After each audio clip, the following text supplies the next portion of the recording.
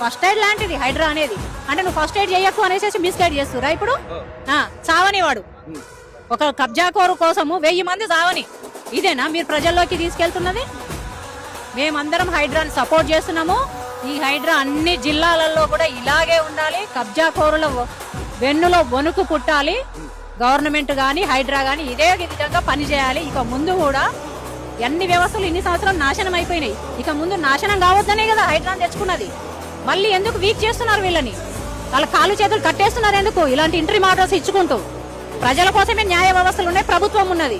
ప్రజలకు న్యాయం 1000 లక్షల మందికి న్యాయం చేస్తున్న హైడ్రాకి న్యాయ వ్యవస్థ కూడా సపోర్ట్ చేసి మీరు బాధితులను 1000 మంది ఉన్నారా 1,00,000 మంది ఉన్నారా అని సత్వరం న్యాయం చేయగలరు. కబ్జాకోరునని పక్కన పెట్టేసేయండి దయచేసి.